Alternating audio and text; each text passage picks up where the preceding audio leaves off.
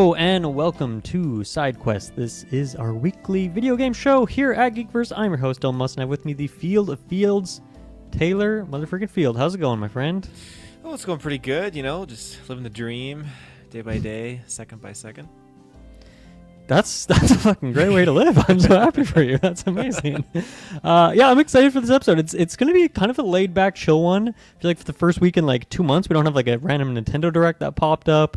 Very little in the news cycle, so we just kind of go back to the endless bag of topics. And one I wanted to do for all you, Travis, and Kirkland, just so happens that you're here today, is to really go through your guys' like gaming history from start to finish. Your first the first game, first console you ever played, and kind of just follow through the eras, like the big landmark moments in your gaming career leading up to today, all these years later. So that's what we'll get to a little bit later on.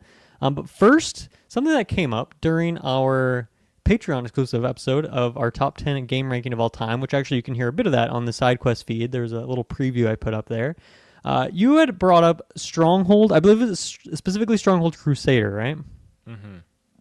Yeah, which is one of your favorite games, a game that you really enjoy, have a lot of nostalgia for. And then I was like, okay, let's bookmark that because I want to talk about Stronghold at some point in the future.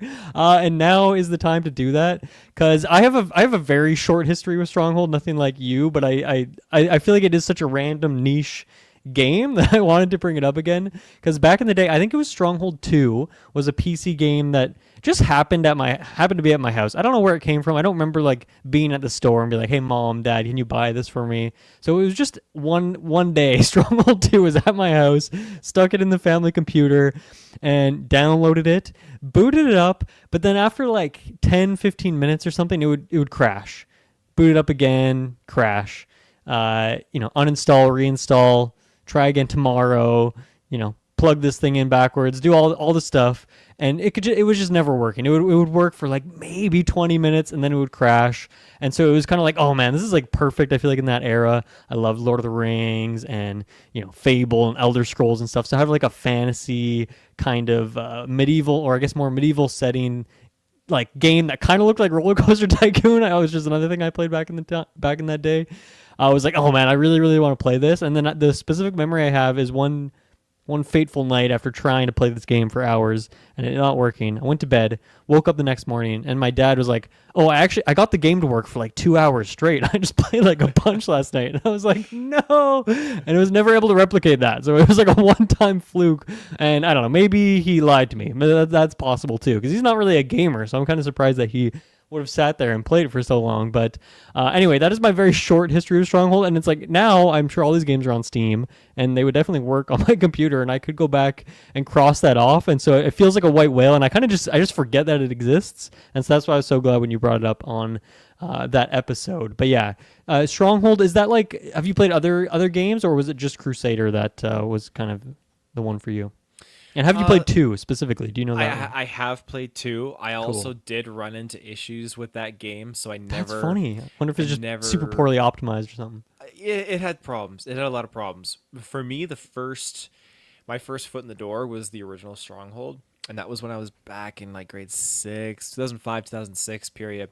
And I remember going to my friend's house. He was playing on a computer. I thought this game was just so much fun. And we just went into the map editor mode and we take turns. I would do one thing, he would do one thing. And that's like, okay, you got your units, his units. And we would just take turns clicking and doing like versus battles. It was so much fun. That's awesome. And so when my elementary school did a huge garage sale for the community in the gym, and I was walking around there with my mom and I saw someone was selling Stronghold for PC for like $3. Like, oh my gosh, okay, this is my chance to own it. So bought it and then put it on my dad's computer and played the daylights out of it. And it's just one of those games where you have a really fun storyline campaign that you can play, and then you've got just like builder mode where build your castle in this area, and then if you want, like, you can, I guess role play would be kind of it. You can set up certain things, and I'm a huge sucker for creating scenario-based gameplay where I can set up certain things and I can play out certain things. I really enjoy doing that, especially with RTS games. And so in here, while you build your castle and build all your units, build your farm, your lands, whatever, then you can, I think it was like F1, you hit that, and it pops up this menu where you can choose you can customize the invading army that appears. You can have Nice. a plague hit your community. You can have like all these different things hit, like, and it makes the role playing that much more fun. And so when I would like maximize and be like at peak kingdom tier or whatever, I would just hit myself with plague and famine and all this stuff, and then a And just massive see if you can invading army, make it work. Yeah. just all the odds against me. That's And so cool.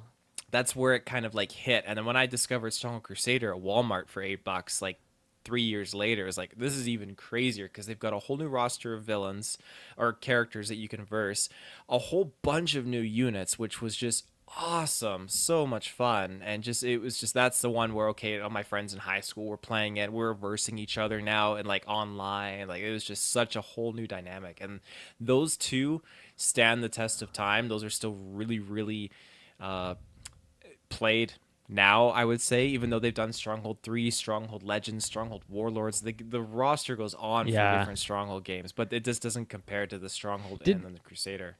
I forget if we talked about this on the episode, the top 10 one. Like, did we talk about the fact that, I guess I was just looking it up, and like Stronghold Crusader got like a definitive edition literally this year that came out? I don't know if we talked about it, but yeah, it got, I want to see and look at everything that's included with that, because Crusaders had a few versions. It had like Strong Crusader HD, then Extreme Edition came out, and so they've had a few, but the definitive edition, because Warlords came out this year too, I think, or maybe it was last year, but yeah, this getting a definitive. What does that include, I wonder? Let's see. Yeah, take a gander on that. But I love what you were talking about there of just like, I don't know, that like that sandbox nature to it, and that freedom, the ability to like spawn which enemy. It's almost like you're designing a little game, right? Like I feel like that's like kids' first like game design course or something, which is really cool to come up with scenarios like that. I feel like I would do that in games back in the day, where it didn't even have those mechanics where you could like send a plague at yourself. I would just like picture things or imagine things or pretend that those things were happening. So that kind of feels like the ultimate fantasy for especially what I would have been into at that age too, of just like, oh, I can just build up like a huge Lord of the Rings castle and like simulate the Battle of Helm's Deep or whatever, and like just get super creative with it and all these things. That freedom is really cool. And I can't think of another game that has like that level of freedom. There's like making scenarios and things like that, I guess. But to make it like easy where you literally just have to click one button and then can like spawn in these things, like that's really cool, especially back then. And again, there's so many cool things that Crusader was able to bring. Looking at what they have here, I'm just flabbergasted, because like Stronghold, like I can't stress enough, Stronghold is a huge part of my gaming career, my legacy as a gamer, and just looking at it now, they've added a whole bunch of new units, which is like, excuse me, I did not know this was a like thing. Were those from an expansion back in the day, or like they're just like, oh, we're these just are new. These are brand new. Brand new. They got guys on camels now, new like combat units. Like this is absolutely sick. And they added new AI lords. So one of the biggest things. Good reviews for the definitive edition too, which is always a good sign. I think I might have to pick that up, because that's on my wish list. Just sold me right there. The new units alone, because like $25, not too bad for like a new remake. Not bad at all. Like the original Stronghold, you get the medieval based units like knights on horseback, archers, pikemen, spearmen, macemen, that kind of stuff, crossbowmen. When you get to Crusader, it got really exciting, because then you have those original characters or units you can bring in, but then all of a sudden it's expanded. You got horse archers, you got assassins, you got Arabic knights, you got all these new characters that they threw in there, which is really exciting. So to see this is huge. And the AI lords too, they make up such a huge component of the game. Again, with Stronghold 1, you got the wolf, the pig, the rat, and then you get and the snake, and then in Crusader you've got like the scorpion, and you've got the like Saladin, like Richard Lionheart. You got all these characters, and they all have very unique combat tactics that they employ, and combat like defensive maneuvers too, and unique castle designs. And some of them are just such a pain to take on. But again, here they've added new freaking like characters. Like this is just so exciting. And I love that they kind of kept that original style. Like it still looks like Roller Coaster Tycoon, like in terms of that art style, rather than like turning it into 3D, which I know other games in the series had. And I think like Stronghold 2 was like 3D graphics, which is probably why it like couldn't run on my computer back in the day. But it's just like that, but like glossed up. They have like in the Steam page, like here's what the market or bazaar or whatever would have been called looks like in the original. Here's what it looks like now, and it's like, oh yeah, it's just kind of spruced up, a little more detail, a little more like shadows and depth to it, but like it still kind of has that 2D, like or I guess more isometric style. So, man, that's super cool. I hope I have kind of, by bringing this up, I've convinced you to buy this because I want to hear your thoughts on this and maybe pick it up myself and get into it as well. I'm beyond like ecstatic to this. Like I honestly did not know the definitive edition was actually a thing. I just thought it was just another version of Crusader. So Sure, yeah. my mind That's is great. blown. And I guess because like back then, were you able to do online play with your friends, or was it only like that kind of, as you mentioned, where you were just kind of you and your friend on one PC would be messing around? I think the original Stronghold didn't have it. Stronghold Crusader did. It had the ability to go online, connect in lobbies, but it was extremely broken. Okay. So what you had to do was there's a program called Game Ranger, which a lot of people used it for Age of Mythology, connecting online. A lot of people used it for several different online games. And what Game Ranger does is creates a server that you can connect and play multiplayer battles with. So here I am, I get on Game Ranger, and my friends would get on Game Ranger, and then we would be able to connect in Stronghold Crusader lobbies and battle online remotely, which was just perfect. Mm-hmm. Would you ever just like make towns and kingdoms and like never actually have combat or anything? Like would you ever just like sit around for a few hours and just make a cool looking kingdom? Yes, I would. Eventually, I would get to the point where, like, oh, I wish that I could get into the combat, and that's why the first Stronghold was so great, because it's like, oh, I can put in an army to invade my lands, right? Yeah, man, that's great. This is a fun little rabbit hole. Shows a Stronghold in games like that. It's just a weird little niche pockets, but it's perfect. Any other thoughts on the Stronghold that you want to share here? The original Stronghold also has a definitive edition, which I was aware of, but the Crusader version completely went over my head. That one's $19. Okay, cool. Yeah, that could be another nice one to jump into there. Okay, let's talk about some of the games we've been playing. I feel like for you it's mostly more Helldivers, but anything else, or do you want to talk more about Helldivers today? Anything new to share? Oh my goodness. What else do I have on the Helldivers front? Yeah, because I have not really touched any other games. No, it's just been leveling up more, ranking up more, and just learning out like specific tactics and whatnot, and just mucking around with the hive lords and stuff. But I guess we faced off the automatons for the first time.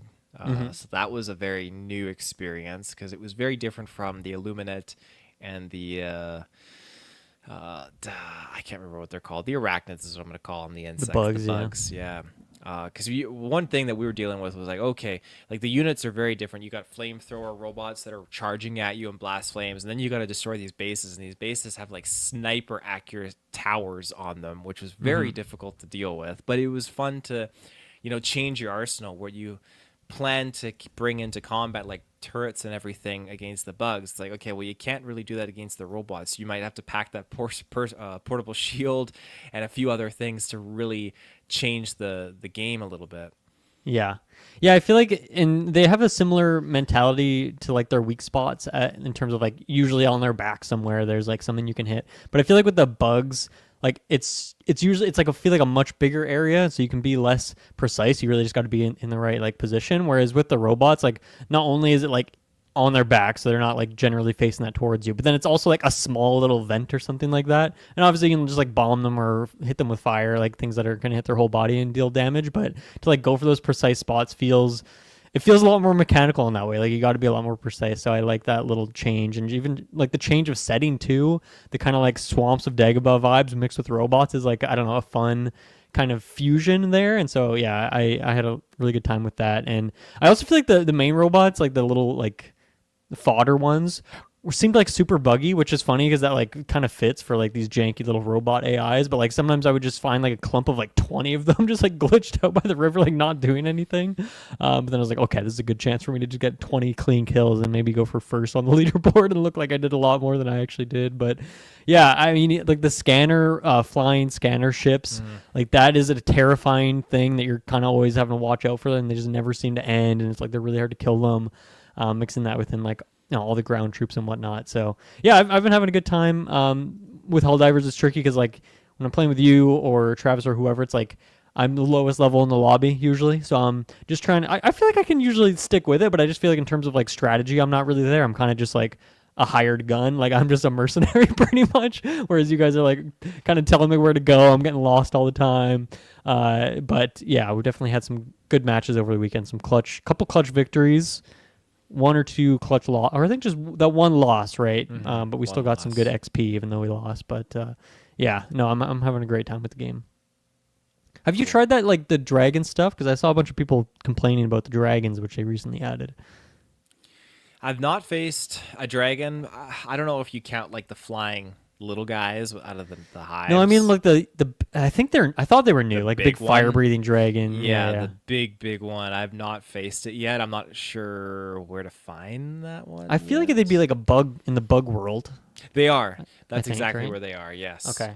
Maybe they're like a world event thing. You have to go to like a specific zone or something. I'm not sure. It might be that. I've been watching videos and some reels and some crazy stuff and like just dealing with the big worm, the dune worm, the hive lords. That's a whole can of worms.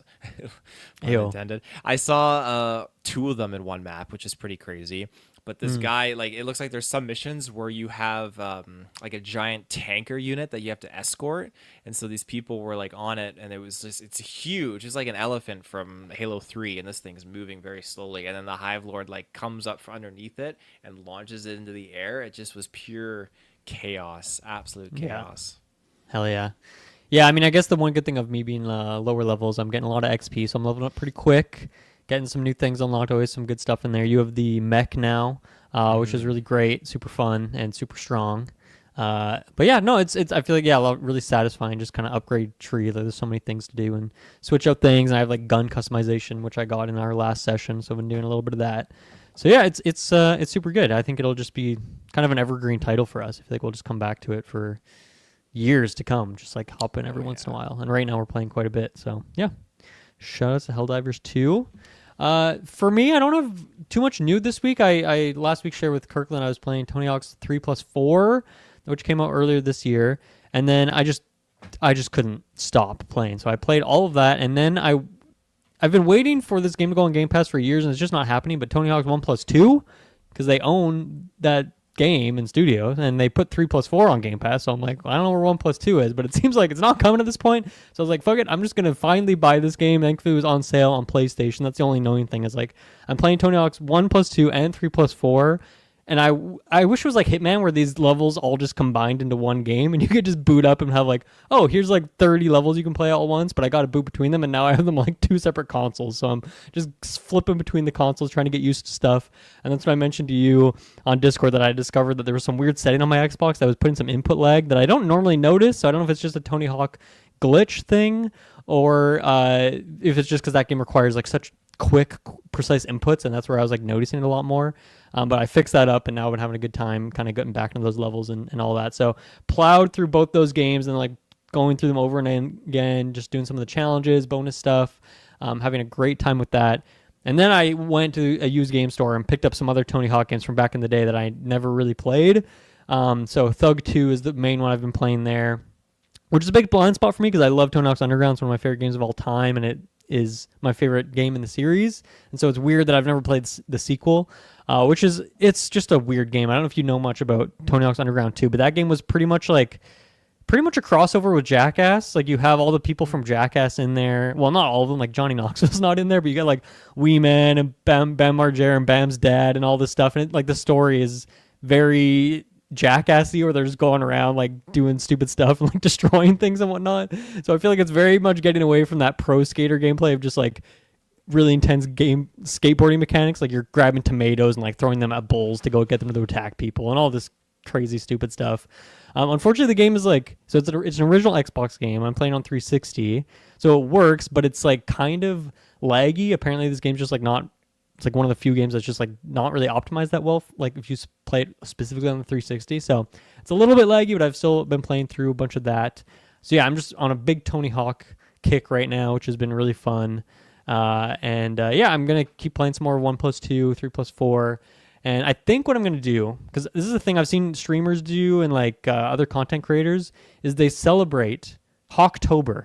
So the month of October, they just do some Tony Hawk content. And so I think I'm going to do the same. I'm going to do a Tony Hawk ranking, rank my top 25 favorite levels or something. So look forward to that in the coming weeks, people. I'll put that probably as a little solo episode out on the Sidequest feed. So yeah, it's been really fun to get back in Tony Hawk. And it's weird because like a couple weeks ago, like the new Skate came out in like early access. And I don't really have an interest in playing that until it's like 1.0, but just between 3+4 coming out this year, Skate, it's like, I don't know, maybe a bit of a skateboarding renaissance. There's a couple big skateboarding indie games that look pretty cool too that are coming out soon. So yeah, just we're going to talk about your gaming eras. And I feel like for me, skateboarding games were like a big part of a couple of gaming eras in my life, but that hasn't been the case for like at least a decade. It's been a while, so it's kind of fun to get back in there, and especially Tony Hawk, which is how arcadey it is and over the top and crazy and whatnot. So that's been really fun, and like I just haven't played a lot of those maps before, so it's all kind of, even though they're remakes of earlier games, they're games I never really played back in the day, so it's kind of all fresh and new, and the remakes are good and they look great and all that. So just having a ton of fun with some Tony Hawk stuff. Hopefully can bring some of that up on the 24-hour stream this year, because we did that last year, I think, for a little bit, but I was so rusty, and now I'm a freaking god. So now I want to show off my skills in the ring. Hell yeah. So looking forward to that. Yeah. That's pretty much it though. Other than that, I have played nothing else, I don't think. Yeah, I released a Hollow Knight bonus episode for anyone who missed that, doing some spoiler thoughts on Hollow Knight. I finished that game now, or at least one of the endings I finished. So yeah, you can go check out all of that. And I think what we'll do is take a quick break before we get into Taylor's history here. I'm going to thank our Patreon producers, Aaron Braden, April of Darkness, Jack Grant, Sam, Superbad Mike, TGGLM69, Jeremy Renner, Charlie Rendell, Cocktail Clay, John with no H, and Sam Green. Thank you all so much for supporting us. You get access to episodes early, ad-free, exclusive stuff. You get to join us for After 9, which we did last Friday, which was really fun, and we do it every month, so every time is a good time to join. Check it out. But if you're not on Patreon, you got to listen to some ads. I'm so sorry about that, but that's just the way she goes. So we'll be right back. Okay, we are back here with Taylor Field. So Taylor, I kind of sprung this on you, but mere hours ago. So it's not like we've been, making a documentary of your gaming career for the last 3 months, and we're ready to unveil it. It's a little off the cuff, even though as I said, it's something I've been wanting to do for a bit here. But I want to learn about you, and I want the audience to get a chance to learn more about you. And you're just, I don't know, when you think about your time with video games, maybe you don't think about this stuff the way I do, but I'm always overthinking these things. I don't know, when you think about your life and gaming, is there like distinct eras for you, or like were you really into these kinds of games back in the day, now you don't play those at all, and now these days you play different things than you did then? I don't know, do you think about that at all, or has it kind of just been one long slowly transitioning thing throughout your whole life?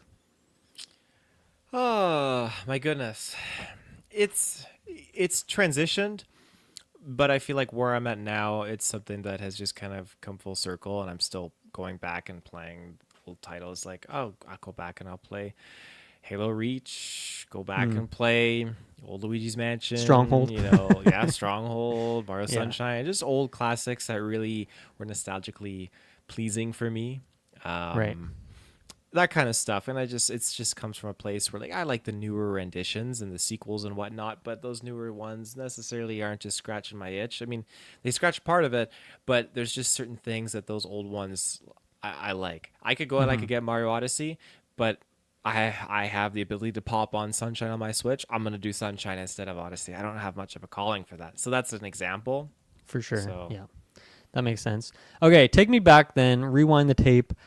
Do you have a very first gaming memory? The first game you played, or the first game that you remember seeing, maybe like a family member play, or like, I don't know, we're an arcade. Obviously, we weren't really around in the big arcade era, just based on our age. But I don't know, what is your first gaming memory, if you have one?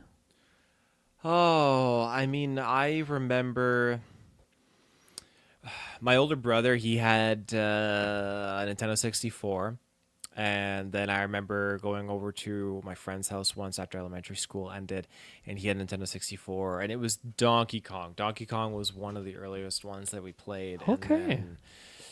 There was other stuff that my brother had. My brother had other consoles too. Like he had like Atari. So I was playing like some really old stuff, but I can't remember it that well. I have a faint memory of the room being very dark in one of his old houses with him. This is when he had his first kid, his wife, and I was in the living room, but it was dark and the screen was just black and white. But it was like it wasn't Pong. Maybe it was.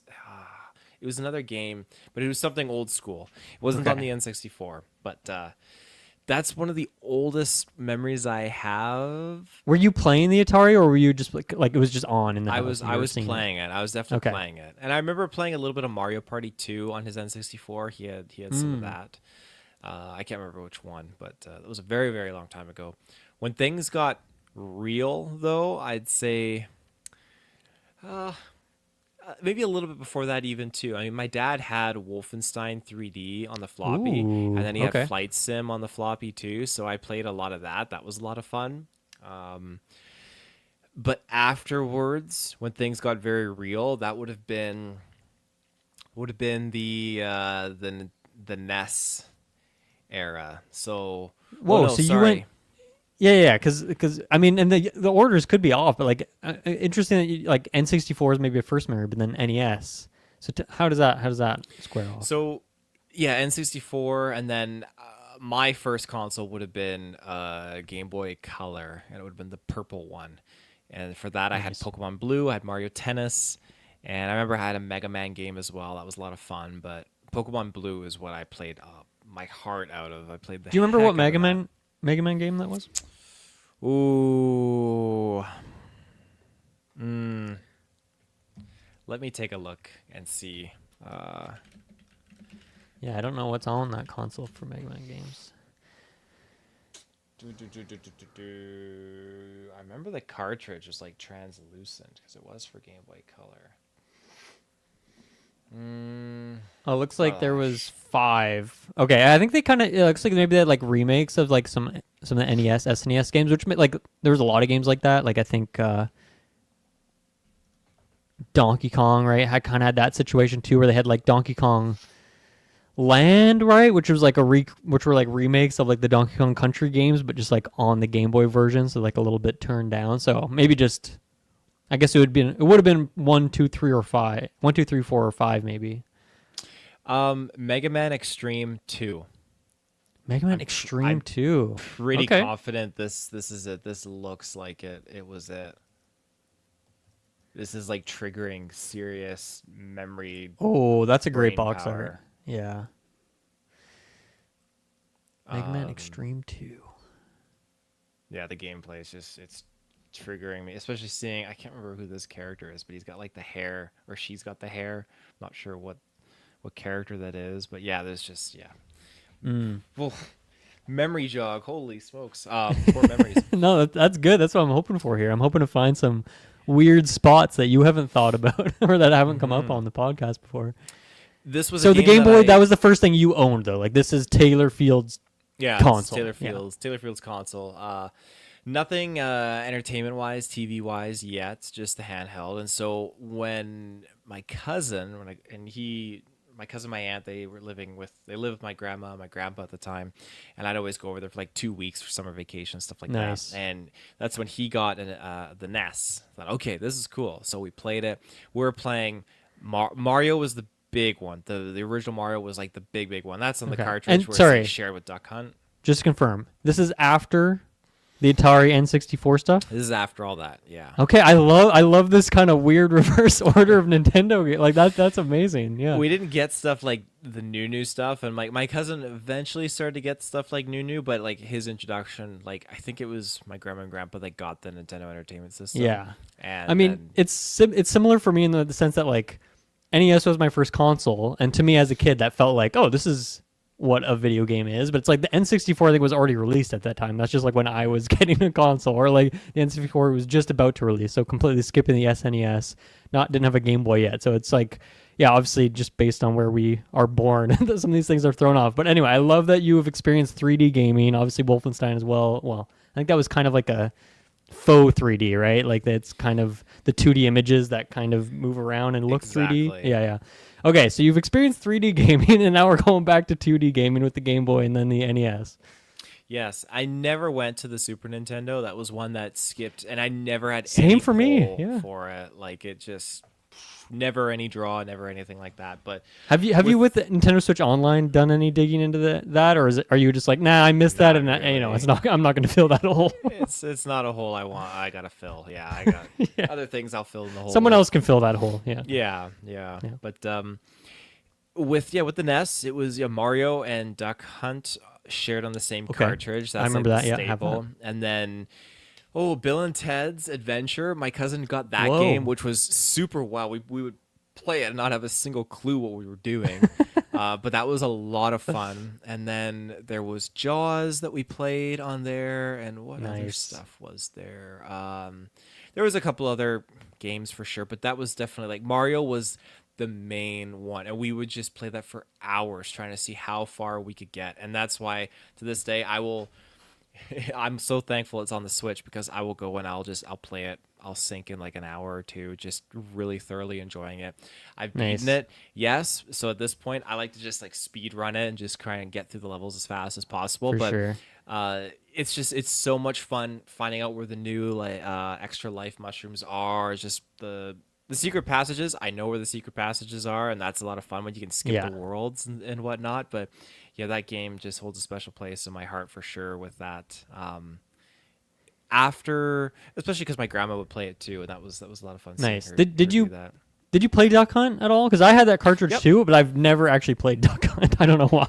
Yep, yeah, we had the gun accessory, and so we would play that a lot. That was a lot of fun, but Right. not as often as we'd be playing Mario. Mario was definitely the Yeah.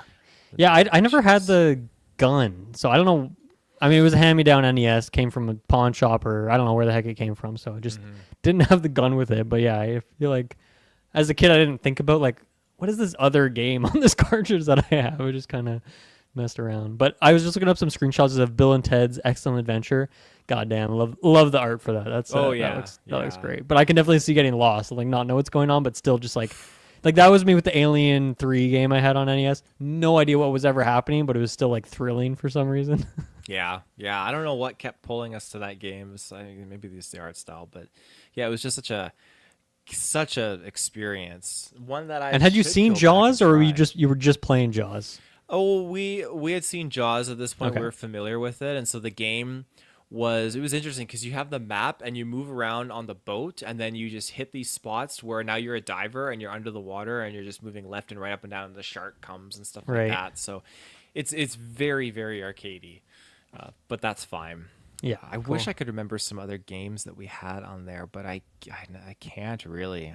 Any other like a Metroid or a Zelda, like any other like big Nintendo IP character games that you can recall? Or was it like, I feel like licensed games was definitely like a big one back in the day, and it sounds like you obviously had a couple of those. Racing game maybe? Did you have a racing game? Excite Bike, yeah, that was Okay. one. Oh, and Punch Out, that was another one too. Oh, I remember nice. Cool. That was a lot of fun, and I remember we got far, but we couldn't beat this one boss. And my uncle, he would visit every once in a while. And he went to my grandparents' house, and he's like, "Here, let me hop on there," and he hops on there and just schools kicks these guys' ass. I'm like, oh my gosh, this guy, like uncle's just low key just pulling the skills out, just taking down the bosses that me and my cousin couldn't take out in Punch Out. It was great. But yeah, was that's Mike another Tyson that you could never beat, or was it someone else? It might have been. I think he's the final was boss, a boss right? in there. Yeah, it might have been, to be Yeah. honest. Between that and Excite Bike, I'm glad I remembered those, because those were definitely two that we did play. Excite Bike's Punch cool. Out. Punch Out was a lot. I remember just Nice. button mashing, trying to get your character to like Little Mac to get back up. Oh yeah, okay. Yeah, that was just a lot of button mashing, a lot of fun. Yeah. Oh my goodness. As far as Zelda goes, I can't remember if we had the game on NES. I want to say we did, but we didn't touch it a lot. I ended up getting, for Game Boy Advance SP, I got the original Legend of Zelda for NES, but on the Game Boy version, and I played the daylights out of that. Yeah. Beat it, loved it. It was fantastic. And the Game Boy Advance SP, that was my next step into gaming. Okay. For whatever reason, my mom just like took me to Walmart, bought me the purple Game Boy Advance SP, or I guess the cobalt blue one, which I still have, and I love that so much. And that was just my next step into there. And so with that, I got Pokemon Sapphire. Went hard on the Pokemon Mm-hmm. Sapphire, and then I got what else? A Sonic game, and I got a Bionicle game too. That's just Ooh. there's so much. Was the Bionicle game just like a two side-scrolling beat 'em up kind of thing? Nope, nope. Oh. What game was it? I'll get a title here for you. It was. Is this it here? Yeah, it looks like I there's feel at it was least called 3. something specific. There was a Lego one. Lego Bionicle.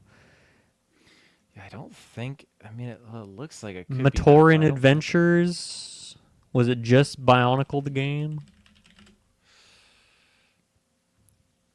it was not Matoran Adventures. That's the 2D one. Okay. Was it Lego Bionicle? Have you googled that one? Might be. Let me look up some. Because that one gameplay. looks like it has a more isometric style to it.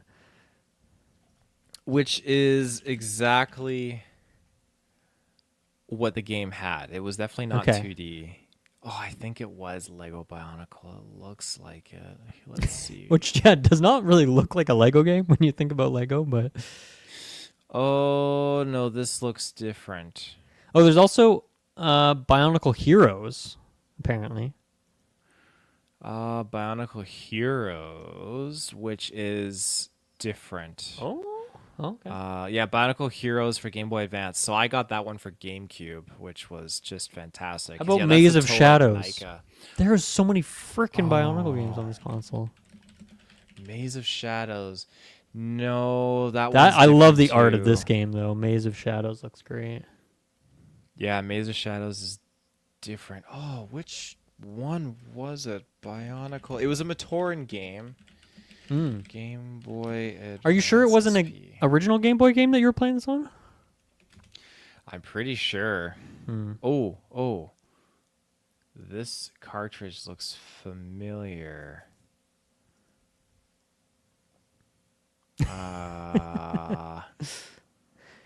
By the way, do you still have all this stuff, or you just kind of have remnants of the games that you owned as a kid? I still have a few of these games. Nice. Maybe the Lego Bionicle game, like some of the gameplay looks different, but maybe it is just Lego Bionicle. Oh yeah, this. Okay, here I'll share my screen so you can Sure. see what I found. Bionicle Matoran game.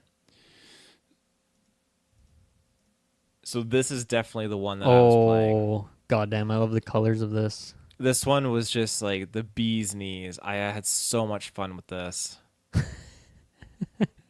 This is one of those games that because you know the original Game Boy Advance, like before they had the SP, like didn't have the backlight on the screen, so it was really hard to see shit. This game feels like, okay, let's make this game extremely bright so people who don't have the SP can like see this game. But when you have an SP, it's probably just like making your eyes bleed in the best way possible. Oh yeah. Oh, this is just bringing me back. Holy smokes. So yeah, this game is an absolute. It's fantastic. It's just so fantastic. And sorry, I wanted to go back quickly to the Game Boy. Which Pokemon? It was a blue that you said you had? Pokemon Blue for the Game Boy Pocket Yeah. or Game Boy Color, and then Pokemon Sapphire for And my I'm SP. guessing blue, like you loved blue, like you were a Pokemon fan back then, or was it more with Blue- Advance where you became like a bigger Pokemon fan? Advance is where I became more of the Pokemon Okay, fan. cool. Like I had with Blue, my save didn't work, so I could never save my progress, but I'd always keep playing it regardless. I remember of the you save. saying that before. Yeah. Yeah, and at that time too, the cards were popping off, so I had a collection of cards. It Yep. was just really, really exciting, and so I knew when I got my new Game Boy that I wanted to get it. So I saved up my money. I had to save up like $35 as a kid, and I managed to just get enough and bought Sapphire from EB Games Yeah. back in the day. No box or anything. It was a used version. They had a little shelf with all the used Game Boy Advance games in there, and so picked that up. And yeah, it was fantastic. I played so much of that game. It's unbelievable. Done pretty much everything that you can do in it. Hell yeah. And that's probably the most played game on my Game Boy Advance SP, actually. That makes sense. So, but after that, it was the next thing that popped up was the GameCube, and Okay. it was my cousin that got it. And for for what he got Sunshine. And this was after, I think I told the story when we were in Thrifty Foods was the grocery store down on the coast, and they had, or no, it was Quality Foods. Sorry, Quality Foods. They had a whole area with like an indoor ball pit and then like CRTVs and multiple GameCubes, and so we're playing it. And my cousin was like, "Oh, same cousin that we played NES with." It's like, "Oh, I want this game." It was Mario Sunshine, so his dad ended up buying him for his birthday a GameCube. So when I would go over there, we'd be playing Luigi's Mansion, Mario Sunshine, Melee. What was the other one? He had I think I shared with you the Donkey Kong Conga Beat one. So he had those drums too. And then what else did he have? Party Sports, Zelda. Mario Party 7 he got later on, and that's why that game was a huge sweet spot for me as my favorite Mario Party, because I just, the time playing it with him and just the satisfaction of just everything, and it's just that game just, it speaks to my heart. I love that game so very much. Zelda's, he got Wind Waker. We played a lot of Wind Waker together. That was a lot of fun. I remember just playing into like the wee hours, just mucking around, trying to do stuff. Usually it was just dealing with what was the island? It was the first time you get to like the Bird's Island. Oh yeah, there's like Dragon Roost. There's yeah, not Dragon Roost. It was like Outset Island is one of them. No, not Outset. It was like the where you had to avoid the searchlights and whatnot. Hide in the barrel. And so like we got watchtower there, kind of thing. Yeah. Yeah, we just spent so much time there, and then I remember my cousin getting further when I went back home. He's like, "Yeah, we have to go back to that island." So like, oh my god. So there's a lot of fun there. And on top of that, what else? Yeah, I'm trying to think, like, because you mentioned a lot of single player things. So I'm thinking, other than Melee and Mario Party 7, like, I guess Double Dash, right? You would have played that as well? No, we never got the Double Dash, okay. oddly enough. No Double Dash. It was mostly just the single player ones, and we would just be switching, taking turns, alternating. Any licensed games in that era that you had? Like, I don't know. You know, obviously Simpsons Hit and Run was a big one, but like the Incredibles game. Anything random like that? Anything? There was a Cars that we played a little bit of. Yeah. But other than that, I can't really think of any. It was mostly just like these main heavy hitters. Okay, fair enough. What was the other one? Yeah. Sorry, go ahead. Yeah, I was actually gonna rewind, which I keep doing this, but I want to rewind a little bit back to Game Boy Advance just to see if we can do any more mining there, just because I love it so much. So obviously Pokemon, Lego Bionicle. What else do you remember? Anything like mainstays ones you play? Obviously Pokemon was your most played, but can you remember the other ones that you would have had? There was a F-Zero game that I played. Oh yeah, Maximum Velocity. Yeah. I played a lot of that one. And then Sonic the Hedgehog 3 specifically, I think I had. Sonic. Okay. I had a Risk Battleships game. For some reason, I love playing Risk on that. That was a lot of fun. Nice. Yeah. What else? Oh yes. I also had Super Mario World. Yes, nice. I had Super Mario World on there, and I know that was originally a Super Nintendo game. Right. Which at the time, of course, I didn't know, but when I got it for Game Boy Advance SP. I had just like, that was just the bee's knees. I feel like everyone had that on Game Boy Advance. Like that game, I feel like had it was already a big game, but like had a big resurgence with being handheld there. Oh, here, I'll show you something. One sec. Ooh. I always love seeing things.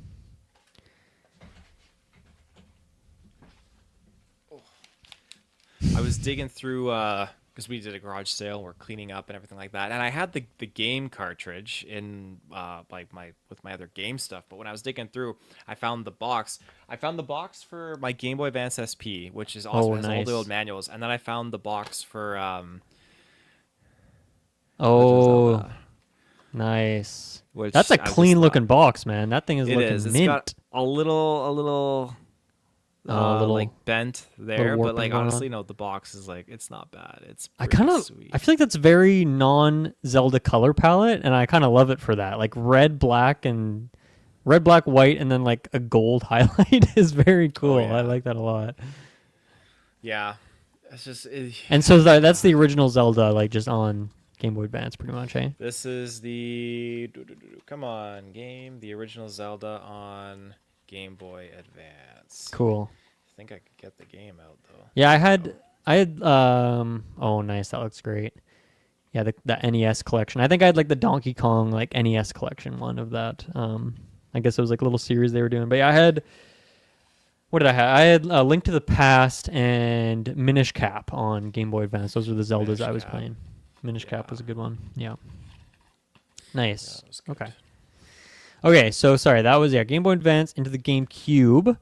And sorry, in this era, like any other PC games that are popping up? Are you ripping up miniclip.com, or would that be later? Is your dad playing any other Wolfensteins? Like anything else going on in that time? Yes. Or is that later on? There was the Flash games, Miniclip, Addicting Games. Those were two Nice. big ones.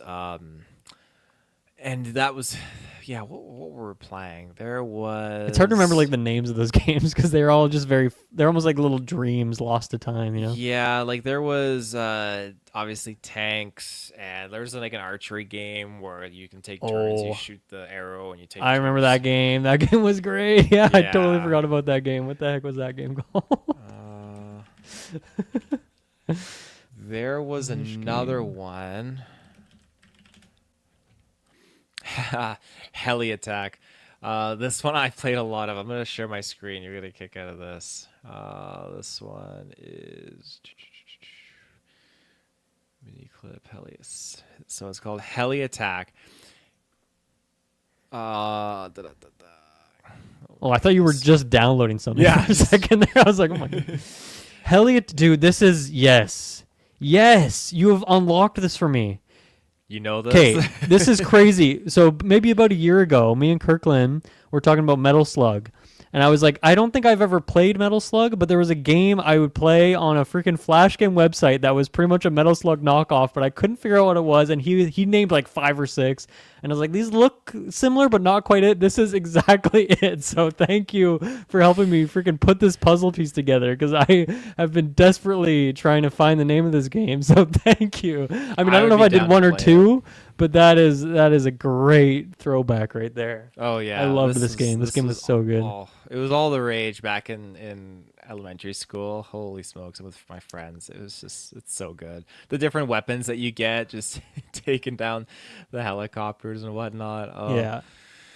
And then the other one, Bowman 2, specifically, I guess is what it was called, which is, you just have the 2 people standing there, and then they get progressively further apart, right? And then, of course, it's a Flash game, so it's super violent. Violent in the sense that there's blood everywhere, little red spurts flying out. But yeah, that one as well. That's another core memory you just unlocked there. I haven't thought about that game in 15 years, but I played that all the time.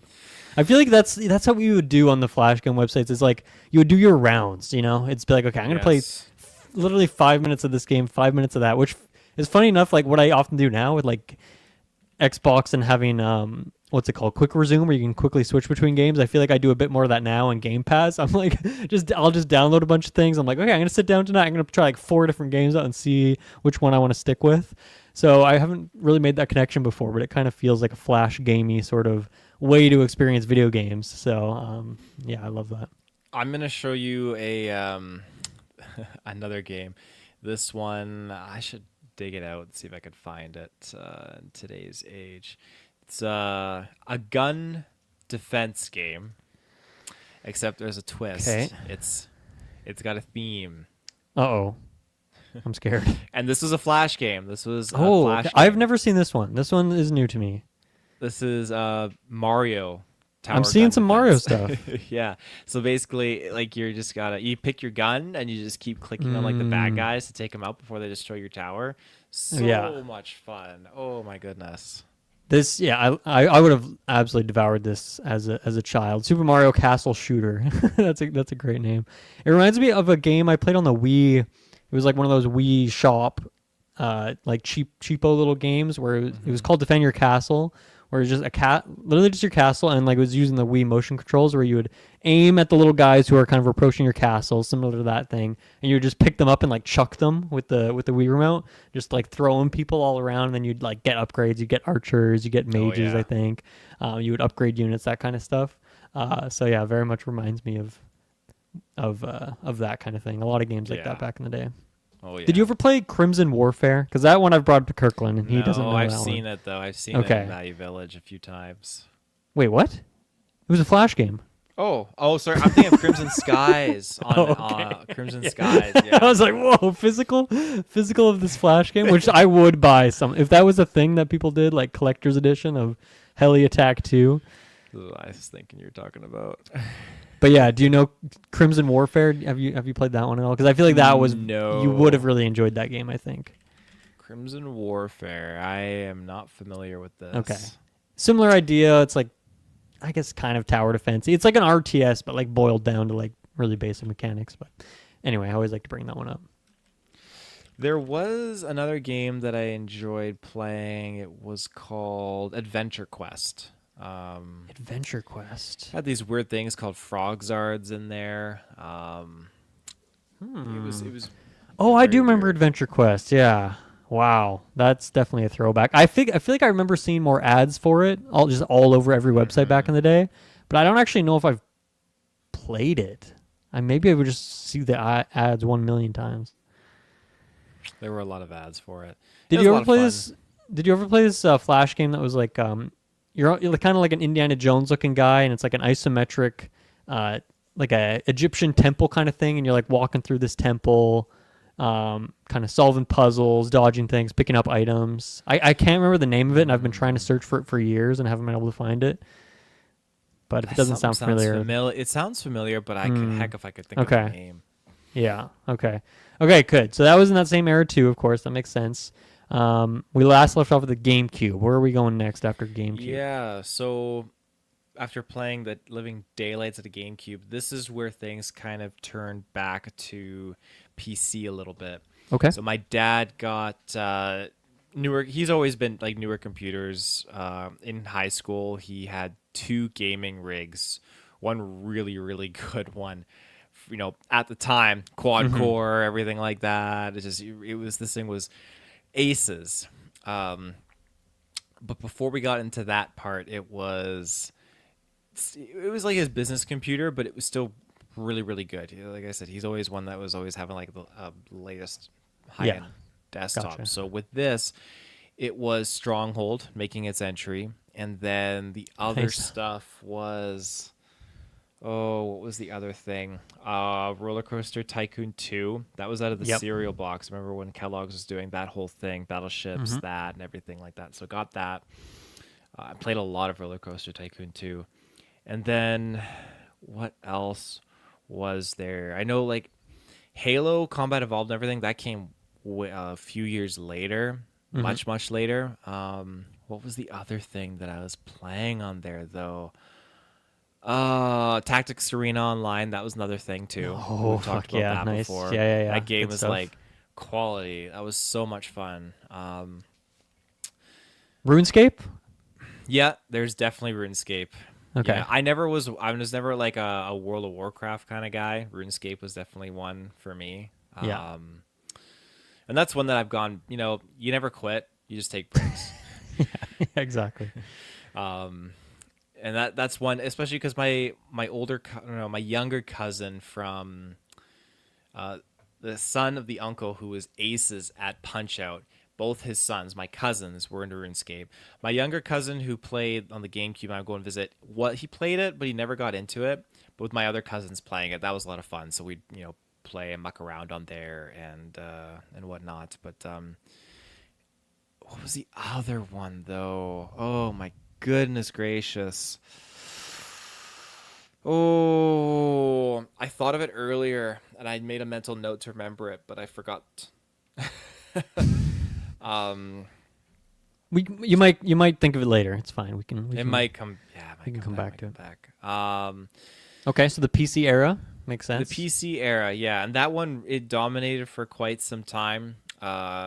just because I mean there was really fun games to be played here. So after that though, I remember I ended up getting a GameCube, but that was at the tail end of it. Like Walmart was blowing them out, and my mom went and got me one with Animal Crossing, which that was another one my cousin and I played a lot on his GameCube was Animal Nice. Crossing, and then my sister also got me a GameCube, so it doubled down. I got two, Oh, and so one of them nice. was returned. The one with Animal Crossing was returned in favor of the one my sister got me, which came with Star Fox Assault. So Oh, okay. played the heck out of that. Eventually, I went and bought Animal Crossing a few months later. Yeah. But yeah, that's where things kind of got really really juicy for me when I got my GameCube because I was playing a lot more like the Nintendo games, Mario Sunshine, Luigi's Mansion, Melee. I already knew what I wanted because I played it at my cousin's house, so I knew exactly the titles that I needed to get and have in my collection, and played like tons and tons of it. Nice. So that was great. And then it wasn't before long that my cousin upgraded to the Nintendo Wii. And Right.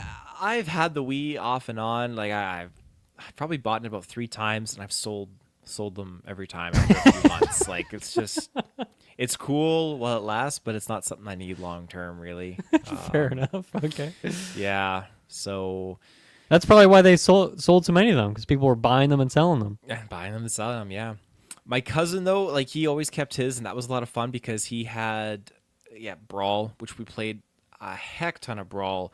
No Mario parties on here, but we did play what was that one? We Play with tanks. We Yeah, played a lot yeah. of tanks. Oh my That God, was, love that was a good tanks. time. Oh yeah. And then on top of that, he had another game called Endless Ocean, which they released a third one for the Switch, which I do want to try. Endless Ocean 1 and 2, but particularly the first one. It was just what a wonderful experience that was, and me and him played that hours and hours and hours on end. It was a great time. Yeah. What else was there though? I can't think of too many other things that come to mind with the Wii, but Were you that were you a fan, not a fan, or neutral on motion controls back then? I didn't like it, and I thought Okay. that that's where we were going to be going, and I just was not a fan of it really. Right. Okay. Fair enough. It wasn't before long where my next console upgrade was an Xbox 360, and I remember my mom, she knew I wanted it, and so put money aside, and I remember getting it from Best Buy, and that was the one that came with Assassin's Creed, because Best Buy had a bundle going on where they included Assassin's Creed, and on top of that they also included Viva Pinata, but it was a 50-50 bundle that also had Lego Indiana Jones in the same pack as well. Okay. Yeah. So I got those with my Xbox 360, and yeah, just I never played Viva Pinata or Lego Indiana Jones. I was just playing Assassin's Creed, and then eventually just got other games, Call of Duty and everything, and that's kind of where things branched out over there. I guess I should have said though and emphasized right before I got the Xbox, that's when I started playing Halo Combat Evolved religiously on the gaming computer, Rainbow Six Vegas religiously as well.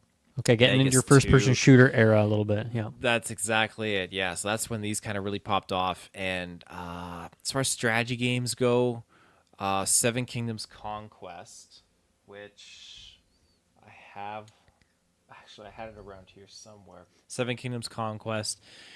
It's a good RTS game. Yeah, I've heard of this series, but I've never played it myself. Yeah, it's a lot of fun. It's a good time. Is it Strongholdy or like more? It looks like more fantasy. It's more fantasy, very different from Stronghold. Okay. Very, very different. The other thing that I was playing too was, what was it called? Act of War, direct action. Really, really like that one. And I wanted to play High Treason because that one had like naval gameplay in there too, or mechanics, which seemed pretty cool. But there was a new one that Age of Singularity, I think it's called, and that one I bought a year or two ago. I don't think I have it installed right now, but it's on my Steam account. And yeah, that's just I like, again, Age of Act of War Direct Action was great because again I'm doing the role play thing. You have your map, and you can pick between a few different factions. I think I just like playing as the U.S. Army And so basically, in these scenarios, I would create. You set up oil refineries, and eventually, when the oil refinery drains all the oil out, there's no more money that can be made. So you can run out of money, and you got to defeat your enemy before them. But it's cool because all the units are singular, like single units, not squad based or anything like that. So you can get you can do like a fleet of like 100 helicopters. I don't know if there was a unit cap because I didn't ever find it. I would just be buying, but you can take prisoners of war, put them in prison, and then you can generate income from that. And so I would do that so that even though the oil dries up, I can still keep on building units and fighting. And so I'd love to role play where you get like what are those things called with they're like a plane but with the props of helicopter. Why am I drawing a blank? It's a transport helicopter. A big helicopter. Yeah, big helicopter. I would load my ground units in there, and I would, I know they're gonna die, and I know it's not strategically like the best thing to do, but just for the role play satisfaction, moving my units behind enemy lines, drop them down, and just have my units like run out, and just like you could put them on rooftops of buildings when troops are going down below, and they'd be firing. That's cool. Like you could just there was so much depth to that game. It was a lot of fun, and especially because they had air units, different helicopters, Apache helicopters and stuff that could go into battle. There was a lot of role play ability in that game, which made it very, very enjoyable for me. I love that. I've never heard of that game, but I just know there's some guy on Steam who has like 5,000 hours in this game, and he still plays it religiously to this very day. Oh yeah, yeah, yes, absolutely. And a game that got close. Well, I 5,000 hours. I don't know, maybe. Star Wars Empire War. That's when that entered. Nice. And oh my gosh, that's also a time when Star Wars Battlefront entered my life too, and whatnot. But Empire War was like the creme de la creme. Still is the creme de la creme. And I wish that got a definitive edition. Oh my gosh, I would immediately keel over if they announced a definitive edition for that game. But I can't even keep track of how much time I put into that because before Steam, it was my hard copy, which I still have, and just playing hours and hours and hours of that. Tons of online. And then again, tons of just role playing and setting up just different scenarios and space battles and everything like that. I like that you're hitting different themes of like medieval or like Star Wars fantasy or like the military, like kind of realistic military stuff, but like kind of, I don't know, definitely obviously a through line between all that, but I like that you kind of had various, I don't know, genres that you were interested in. I think that's cool. There's a lot, and it's definitely refined, and it's something that's kind of refined into just going into Star Wars. That's just where it kind of it ultimately would end up. And so in this era though, like pretty clearly split, like playing a lot of PC, playing a lot of 360, and kind of just flip-flopping back and forth. The PC kind of slowed down a little bit once I got the Xbox, but this is a time too when I would be going over to my dad's house now, and so he had the PCs, and back at my mom's house, but that's where the Xbox was. Gotcha. So the Fusion. When I'd be at my dad's, it'd be just a lot of Rainbow Six. I remember, so weekends after school, I'd skip school early on Fridays, like 12 o'clock would come. I'm like, all right, I'm walking to my dad's. Like a 40-minute walk, get to my dad's. My dad's, he's doing his work, his business, self-employed, landscaping, whatever.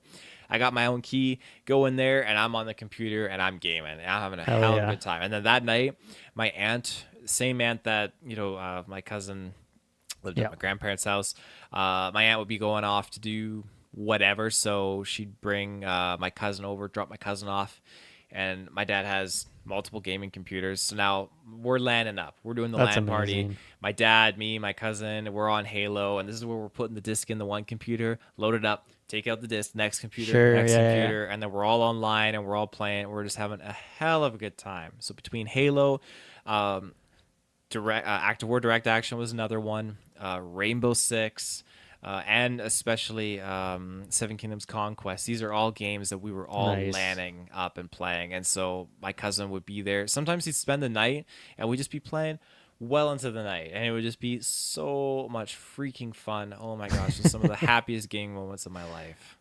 I love that. That's a beautiful pocket of time, because that's very reminiscent of me and my cousin doing the same thing, especially as you mentioned, like your cousin would like maybe stay over for like 2 weeks in the summer. Like same thing with my cousin from Vancouver would come down, and we'd watch Waterboy endlessly, and then we would just game endlessly. And I don't know how we did it all, but we somehow did. Speaking of doing it all, let's do a quick ad break, and we'll be right back to get some more info on Taylor's gaming history. Okay, we are back. So, transitioning more to the 360 era, obviously Assassin's Creed, like you start with the first one, right? And then I'm guessing you're kind of getting every entry that comes out at this point. Yeah, every entry. That's one thing. Assassin's Creed 2 was kind of like, I think it was a year later after I got my Xbox 360. And so that was all the hype, getting that. And again, I don't think I was getting every maybe I was getting every Call of Duty, because I got World at War and then Modern Warfare 2. I didn't get Modern Warfare 3, but that came out way later. That was tied with Battlefield 3, which I got Battlefield 3 instead. Right, right. So I was still like Black Ops 2, and just kind of riding that train. So other Xbox 360 games though that I got, the 360 age was just great because there were so many different like movie tie-in games, like Iron Man 2, an absolute stellar freaking movie adaptation game. Like I really really enjoy that. Transformers, Dark Side of the Moon. Right. Yeah, those Absolutely Transformers love games that. were killing it in that era. They were like all Yeah. super good, right? So good. So between those and a few other like zany titles, yeah, I was definitely having a blast in the 360 era. I've sunk so many hours into that console, and it still got it upstairs. It still runs great. So Gears as well, right? At that time? Gears was after the fact. I was more okay. on the Halo train. When Gears 3 came out, I bought it opening day, played the daylights out of it, really liked it, and I didn't even play Gears 1 or 2 yet at this point, but after playing Gears 3 and loving it, it's like, okay. So I went back, and I think I've beaten Gears 1 and 2 twice. All of them. Gears 1 to 3 I've beaten twice. And then Judgment I've beaten once. But that was a smaller spin-off with Baird. And then Gears 4, beaten that. Gears 5, not completed it yet. But yeah, the original Gears games, yeah, that was definitely later. Halo was definitely just taking a lot of my time, and I never got into the multiplayer a lot. For me, it was the storyline. The storyline is what I fell in love with so much. That character, just like Assassin's Creed, just fell in love with that storyline. Considering you loved, just coming up with scenarios and kind of the role play stuff, did you ever mess around in like Forge mode a lot? Did you make maps, or just, I don't know, with your cousin, just, I don't know, screwing around, role-playing random scenarios? My cousin, this is a point where he was always ahead in getting like the newest console, I feel like. This is where it transitioned, because now I was the one getting the newer consoles and the newer games, and he wasn't keeping up. Even now, like, hey, let's play this game. Let's boot it up. And he's like, oh, no, I'm going to go back and I'm going to be playing like Assassin's Creed Unity or something. Like he's playing like the older ones. Like, man, like you should be hopping on here, so let's play Warzone together. Like we got the ability now to play together, so let's play like these newer games. But he's like, no, I'm completing the other game first. Like, that's fair. He's a completionist. So at this point with Forge, I would have been not dabbling in it too much. I've only really in-depthly done one Forge map, and that was where I created hangar bays in the air above Forge Island. And I put stuff down below, so Forge, like if you're on the ground, you can have a battle, and it's like a base and whatnot. But then hovering, I put these repulsor lifts underneath and made it like a cargo ship floating there, stationary. And so I had the hangar bays, like the one-way shields that you can go through, and there was like a secret entrance you could get into the ship with. But then I put banshees in there and stuff, so it was like a hangar bay with aircraft that you could fly out of. It was a lot of fun, but that's awesome. Yeah, it wasn't something I was religiously kind of exploring or getting into too much. Okay, cool. Okay, so that we're still in the 360 era. Where are we going next? After 360, it would be probably Xbox. Well, no, maybe my Nintendo 3DS. Actually, yeah. 3DS. Okay. That was a very newer purchase. Picked that up from Future Shop, and I remember getting Smash Bros on there. What else did they have? I didn't get a Mario Maker, but I got Mario Bros. I got some of the newer Pokemon games. Mm-hmm. I guess I completely forgot to mention the Nintendo DS that I also got before that. Okay. That would have been early 360. No. I mean, Around it the came out. 360 time. It 2007, came out 2008? like before the Wii came out, I think, right? I don't remember. I do But not remember the dates. But I did yeah. I did jump in on that, and it was not right when the DS had come out. It was definitely like half point to the Okay, end so of its maybe life you were cycle. deep into the Wii at that point, or maybe even in your Yes. PC. Probably not in your Uh, PC era. I feel like those kind of conflict with each other, maybe. I think so. I just know that I went onto the DS and I got Fire Emblem, a bunch of Pokemon titles, Heart Gold, Soul Silver. That was a main, or just Heart Gold. I got. Okay. What else did I get? Did I you think I have just any like weird gimmicky touchscreen thingies like brain age or anything No, like that? I Okay. didn't jump on any of that. My DS was like exclusively a Pokemon Pretty much console. Pokemon Machine And plus one Fire Pokemon, Emblem. Mario, and then the one Fire Emblem. Yeah. Yeah, that's pretty much it. Okay. So Okay. 3DS wise, it was pretty much the same thing. Pokemon and yeah, nothing third party or nothing extra on top of that. Yeah. So you on like 3DS, you weren't picking up any weird like eShop, like small little $5 games or anything like that. No. Okay, No, I think fair the enough. only thing I bought on the eShop on my DS, or maybe it was my 3DS, was the Mario Lost Levels, which I really like that. And that was like the Super Mario Bros. 2 that was released in Japan. Yeah. And it was just, the levels are brutal, but I love that. I love that challenge, especially in that like old, like familiar art style of the original Mario game, but just all these new levels. It just felt like expansion DLC. It Yeah. was just so exhilarating. Lost to time and then they brought it back. Yeah, that's cool. Yeah. Okay, Xbox One then. Yeah, Xbox One. I remember this is when I started my job at Target, and so I had a lot of disposable income and got that console when it launched. I got the day one Xbox One. So I like that this- now. Sorry, just to get it personal. Now I enter the picture. Now I know who you are, and now I can kind of trace a little bit in real time. Like, oh yeah, I can remember these areas now. But, That's right. Absolutely. Nice. We've hit the meeting point of Geek First.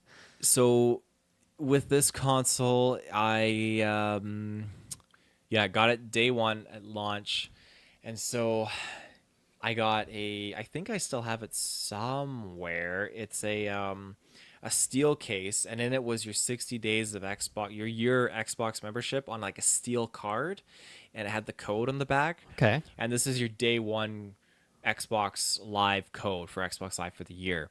And then I got an achievement as well for like day one that it was like 0 gamer score, but it's on somewhere on my account, I guess. And what else? There was a few other things that was really, really cool for it. My Xbox One controller had day one engraved on it, which is pretty cool. Nice. That I think I got rid of it though with the Xbox One because I didn't have much of a need for it. Yeah. But yeah, my Xbox One, I ended up trading it in towards an Xbox, the Slim, so the smaller white one. And I remember having issues with that because I got the new Resident Evil, and I got a capture card, and so I was going to record gameplay. Ruben came over, and the HDMI fuzzed out on the back of the Xbox, which was just brutal. Wow. So luckily, I had it under warranty. I filled up the information on that Microsoft's website.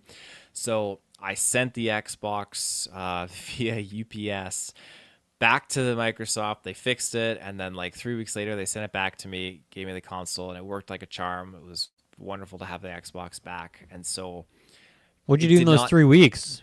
Were you playing your 3DS again, or were you just like, I think I was just on the computer, doing whatever. I eventually get a Wii U during this period of time as well. And again, Yeah, okay. this would have been the tail end of it too. But Mario Maker,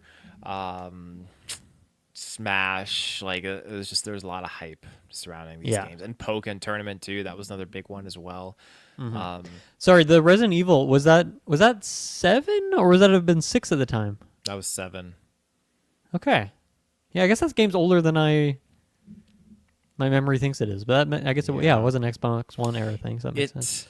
I feel like it was still relatively new, but EB Games did like a, I feel like it was like $19 or $9, and it was still like usually $70, but I got it for like Black Friday deal. So it was a really, Nice. really good deal. I was super stoked off on that bargain, and playing it with Ruben was a lot of fun. Um, And I feel like because you also would like at some point in this era is like Outlast and Dying Light, right? So maybe a bit of like a horror theme. You're more into like interested in the horror stuff for a little bit Yeah, there. this it's tricky to know exactly where this kind of would sprout, and I've always had an interest with horror games because probably my first one that I ever got involved with, and I forgot to mention this during the PC era earlier on, was my dad got a game called Fear. Yeah, Fear. Yeah. First Encounter. First Encounter. What does it stand for? Something Response. I can't remember what the A was. Oh yeah, Fear. Hmm. Yeah, I don't remember. There's a girl in there called Alma, and she was basically this little. Assault Recon. Right, that's the one. That's the one. So this Yeah, girl this is a called 360 play for me. I feel like it was like a blockbuster 360 thing. Yes, it definitely was. Yeah, for 360 too. My dad got Fear 1 and Fear 2. He got Fear 1. And I remember he would just go to EB Games and come back with all like the big PC boxes with the discs inside of all these new PC games you get excited about and play them. And so Fear, the girl Alma that was in there, just terrifying. This little girl that this weapons division was experimenting on because she had psychic powers, and so they're trying to get her to like control things and whatnot and use her as a weapon. And then Yeah. you're kind of like a psychic soldier, so you're seeing this like demon girl appear every once in a while. Freaky game, but that was Man, definitely one that that's put me through. I really want to revisit that. Because I feel like that's not a series other than you. Like people don't talk about that. It's like forgotten to time a bit. Like who even developed Fear? Let me And find there's that three out. games. There's Fear 1, 2, and 3, and then there's That were yeah, all the kind of in the same spin-offs. era, right? Fear 3 came out much later, I want to say. Oh yeah, this was a freaking Monolith game, wasn't it? Like the middle Shadow of War people. Really? Um, yeah, That's like they have a something. really interesting. They made a Tron game. Uh, all sorts of like just a very interesting history when you look back at it. But yeah, Fear Hmm. is in there as well, or at least Fear 1 and 2. 3, I Maybe feel they like could be a different studio. they also did Condemned, which is like a big horror Oh, series. I played the Condemned. Yeah, I remember going to my friend's house and he had the Condemned, and that was wild. Yeah, Um, but yeah, horror. So horror games have always been kind of an interest, and yeah, Dying Light, um, Outlast for sure. Those were some peak ones on 360, or sorry, on Xbox One. Um, did you ever? Sorry, was had you had ever encountered a Resident Evil before that point, like growing up in your life, or was seven no, actually like your first one you played? that was the first one. Yeah, I Cool. never got into it really at all. I played, I think it was 5 or 6 briefly, like a few minutes with Yeah. Ruben. And Uh, and going back, sorry, 360 one more time, because I'm thinking of like Resident Evil 5 was a big co-op game. Army of Two, like were you and your cousin playing that stuff, or at that point was your cousin already kind of a little bit less frequently playing these games? he didn't have the 360 when I got the 360. He got the 360 Elite, uh, Okay. kind of at the tail end of things. Army of Two, played that at my friend's. Nice. NHL was a big one on 360 as well. I forgot Ooh, to yeah. mention. So NHL 11, I remember my friends were playing the daylights out of that game. Oh my gosh, we were just going hard. That was great. And I remember when the next one came out after that, NHL 13. Sorry, we would skip a year. So even though 12 was the next one, we would skip that and just get Yeah. 13 because we knew every year that they were coming out. So Yeah. NHL has a huge part, a huge soft spot in my gaming past for sure. Oh, Um, I guess we didn't bring the Strikers back in the day, GameCube. yep, Strikers. That's one. Okay, that I Never feel like we were forget that. forgetting a multiplayer one, and that was it. Yeah, There we go. Okay. that's one that my cousin didn't get. So for Christmas, my grandma and grandpa put the gifts out, and he got a couple random gifts, and then I randomly got this Mario Strikers game, and he didn't get it, and he was definitely jealous. I was like, "This is So crazy." wait, was that when you didn't have a GameCube yet, but he did, or was this we both, later we on when both you had had your GameCube? Now, okay, we okay, both okay. had GameCubes, yeah. And for whatever reason, my grandparents got me this Mario game that he didn't have, and he Yeah. was super jealous that I Dude, a got video this. game for Christmas was like always a treat. I feel like that was kind of rare. Usually, I feel like my parents would go for like something that was physically bigger in a box or something, but that was always like, oh, you could tell too. You're like, oh, I'm either getting a DVD yeah. or a game right now, and I hope it's a game. Oh yeah, for sure. Oh, you remind me too. Another PC game back in the day, but this was when elementary school, was another Bionicle game, and it was the movie tie-in game, Bionicle Mask of Light. And this game Right. superseded the movie in so many ways. It did so many other things. Like the final battle against Makuta was wild, but going to the different Koros of Matanui and just being able to like face the Bullrock and face the Rockshi. Hell yeah. One of the most difficultest of all time boss battles was playing as Onua Nuva, and then facing the Rockshi boss battle in there was just brutal. But again, lava surfing as Tahu Nuva, taking out a Rockshi who's got the Mask of Light. Like, there's so crazy. I remember my dad could never complete it. It drove him nuts trying to do the lava surfing, and even too like flying as like Liwa in you have there's like a, what was it called? It was a Gucko bird. So you have a Gucko bird in front of Liwa. I know. You have the All Gucko the words bird you're flying. using, amazing. So as the Gucko bird flies, as Liwa Nuva, you have to like fly, but his fly wasn't permanent. It would just last for about 4 seconds and then he would fall.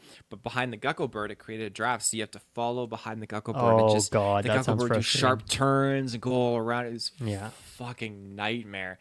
But again, these are the games, like, they were challenges back then, and it's a whole different tier. Like, games nowadays, there are challenges, and there's certain things where I can't even keep up with it. Mario Kart World, like the wall riding, my brain isn't there yet. But I want to see those kids try and fucking follow the Gucko Bird and Bionicle. That shit's fucking difficult, man. Yeah. But Especially because you probably have like an old controller and it's like, yeah, kind of gunky, and well, that was usually those mouse and games, keyboard. especially when well, I was gonna say, especially when you're flying around and stuff, that's when a game would be lagging out or like the frame rate would drop, which, if your dad had a really high-end PC, maybe that wasn't a concern. But I feel like those kind of things, like when you're having to move quickly and the game starts lagging out, it's like, why now? But that's just kind of what happens there. Yeah. Sorry, quick detour is, like, I'm thinking maybe 360 era. Like, were you ever a mobile phone game guy? Were you ripping up the App Store, playing all sorts of stuff on there? Yeah, It's kind of like the Flash games of that era, right? That's exactly it. So I got my iPod Touch, 2010, 2007. It was 2000. No, not 2007. 2010, 2011. That's what I meant to say. Okay. Yeah, Angry Birds. What was the other one? Honestly, there's some that I've kept on my phone this whole time. Fruit Ninja. I still got Fruit Ninja on. Yeah, a On classic. my phone. What else do I have? Fruit Ninja's really changed. Doodle Jump. I got Doodle Jump. Yep, the Doodle classic. Jump on there too. Jetpack Joyride, Scooter. Oh, love Rat on a Jetpack Joyride. Scooter. Do you know that one? Ride on a scooter? Or Rat on a Scooter. Oh, Rat on a Scooter. Do I know Let's this see one? if No, I never played that one. I played that looks classic. What is it called? It was called Bike Race, I think. I'm not familiar with Bike Race. iPhone. Yeah, it's. I don't look at. If you Google Bike Race iPhone, I'm curious if like you would recognize that logo. It's very much the same thing. There's a bike, but this one was one where you would have your friends list on there, and you would challenge. I know it now. Yeah, you would challenge a friend, and so it would give you a random level, and then you would compete in the level, and then it wasn't like live multiplayer, but then your time would get sent over to your friend. They would race the level, and then whoever had the better time wins that round. I forget exactly how the scoring all worked out, but I just remember like the metagame of that, and like once you got super deep in the game, you could unlock the ghost bike, and the ghost bike, like your character couldn't like fall anymore, so you could do crazy things where like you could get one wheel to like just land on like a part of the line, which is like the kind of course, and then you could like kind of hack through the level a little bit, but it was like obviously an intentional bike. It was just a super late game one. But then we had to be like, okay guys, no ghost bike, we have to go back to like regular bike here. So that one and Stickman Golf was the other like asymmetrical multiplayer ones that me and my friends would play a lot of, where it's like, yeah, you do a thing, you challenge your friend, and they have to do the same thing like whenever they're on their phone the next time. Very good like in between class kind of games, quick to pick up, but people got super into them. Those are good times. The other game too, Draw Something, that was a big one. Yeah. Oh yeah, that's a huge one for sure. I miss that. I would love to. Is that even a thing on the app Now we do store like anymore? Jackbox, I guess, which is like kind of in that pocket, but Yeah, they don't really have. I mean, there's spin-offs of it. I should look at getting something similar. That was so much fun. that must be like still on the App Store. That game was huge. I don't see Draw Something, but I see these other spin-offs on there. I know That's people do like the definitely one, though. Scrabble one like that, like they just quick little games of Scrabble. Yeah. By the way, is it weird for me to put Draw Something on my Backloggd account? Like, is that a weird game to log as a game I play? So. I don't think Yeah. so. Cool. It's pretty iconic. It was a Because really, man, really fun game. there's like 5 new things I've put on my backlog that I totally forgot about. So we're finding some good gold here. This is perfect. And yeah, Plants vs Zombies, which we've talked about. Oh, yeah, PvZ, yep. Before. That was definitely a big one. Okay, cool. So once again, unstructured. We're going all sorts of over the place, but I think that's perfect. So back to Xbox One. You had your Wii U in this era, but Xbox One. Any other big games there, or are we moving? What are we moving on to next? This is where it starts to get into like the main titles, like newer Star Wars Battlefronts, newer Call of Duties, all that sort of stuff. I got to a point where the Wii U was at its end of its life cycle. We had done the Switch conference, the GameCube's most notable features, the handle, all that kind of stuff in Geekverse. And then, Iconic. Yeah, we're well into the Geekverse era now, I guess. Well into Geekverse now, yeah. And so at this point, I traded the... What was out before the Series X? What Xbox was that? Xbox One X, Xbox One S, Xbox... They didn't have an Elite for that, right? Oh, they might have. I thought it was just Xbox One X and S. I swear. And then the Slim on top of that, which you already talked about, the Slim. Yeah. Xbox 360, Xbox One, and so the Xbox. Okay, yeah. So okay. The Xbox One, I upgraded to the Xbox One S, and the Xbox One S. Wow, that can't be right. No. This can't. You feel like there's one missing? Yeah, because. Wow. So the Series X was 2020. Okay, so yeah, that is when I upgraded. Yep. What the heck? I feel like the Series X was newer than that. Well, so remind me, you had Xbox One, like the original one, and then you had the Slim and then an S, or is the Slim and the S the same thing? So I went from 360 to Xbox One. Then after that, the next gen was Xbox Series X. And then I went from Xbox Series X within the same gen to Xbox One S. Or sorry, no, I'm getting confused. Sorry. Yeah. The way they label this stupid guide here. Oh my god. Okay. So, I had 360 upgraded to Xbox One. From Xbox One, I went to Xbox One S, and then Xbox One S, I upgraded to the Xbox Series X. So within the same generation of the one gen, I went from Xbox One to the One S. That's all within. And I think sometimes they don't always list the Slims, because sometimes the Slim even just becomes the new basic SKU, right? And they like phase out the old one, like for PlayStation and stuff too. But okay, so you had 2 separate Xbox Ones, and then moved up to the Series X. Obviously traded that in because there wasn't really a reason to keep that previous one. And EB Games does pretty good trade-in stuff. They were a bit finicky here where we live with I think they have bylaws for trading consoles to EB Games, so I had to go to West Kelowna actually to do the trade, which is kind of funny. Yeah. And that's where I did my Wii U trade up towards my Switch as well. During the I bet time EB I Games had, is regretting making that purchase off your hands. oh, for sure, yeah. At the Probably time where I couldn't sell had it. my Xbox One, I think I had bought my PS3 at that time too. And Okay. that's where I got Skyrim for PS3. I bought the Uncharted trilogy, played the Why, Uncharted why Skyrim on games. PS3?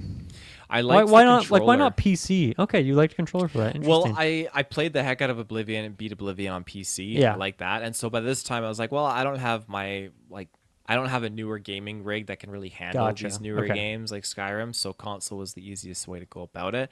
And when I looked at the controller for Xbox, I always felt like that was I'm biased because I think that's much more intuitive controller and it just feels so good in the Yeah. hands.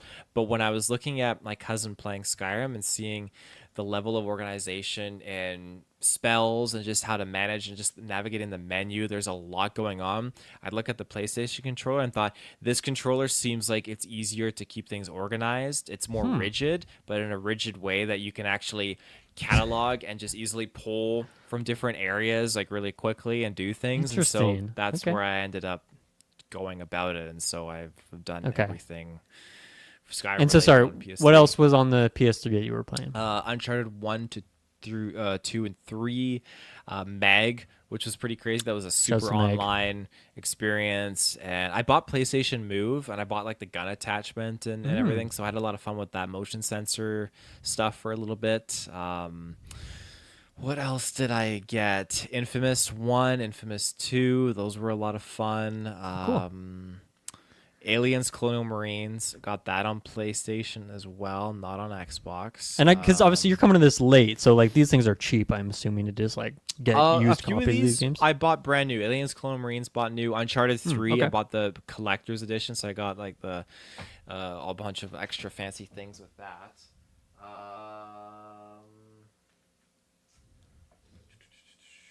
Warhawk was another one. There's a sequel Oh, called I remember that game. Yeah, Starhawk. yeah, yeah. That was pretty cool.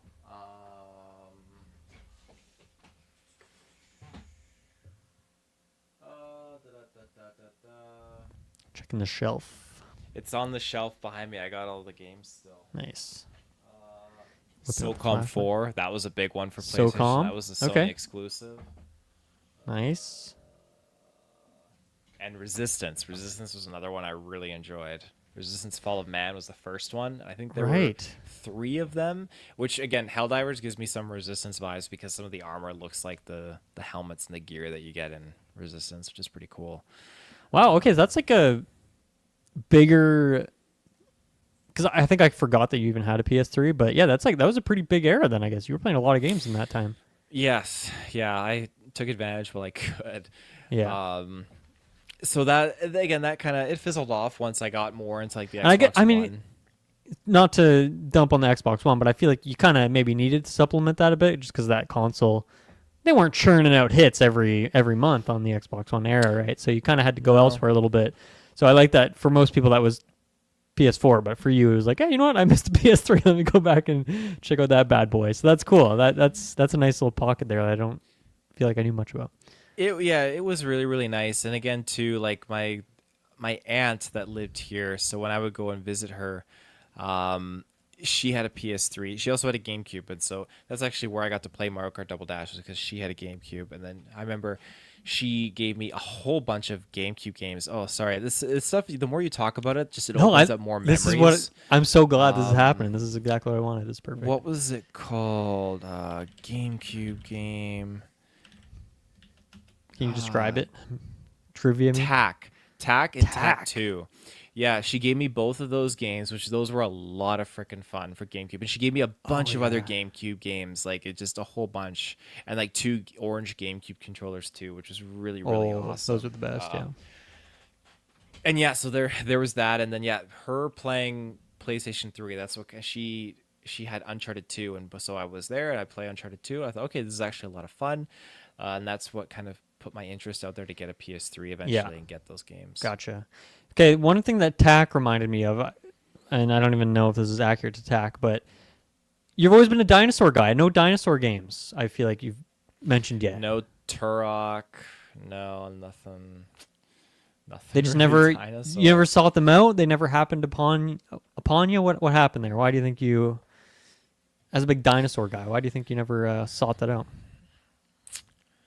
Um, I guess I don't even know what like the iconic dinosaur games are. Maybe that's the reason. Maybe they aren't just like hasn't been mined super there's a successfully. lot of Jurassic Park games for Yeah. sure. But yeah, it's just something. Yeah, I never necessarily hopped on to. If they were in games that I played, then that's great. I know Okay. Star Fox Adventures, Dinosaur Haven, Mm. but Okay. I never got into Adventures. My cousin was into Adventures. I was into Assault. Um, yeah, no, I just love dinosaurs, but I think probably the first one that I got would have been Jurassic. It was a Telltale game. Jurassic Park. I think it was just called the Telltale Mm. Jurassic Park. Okay.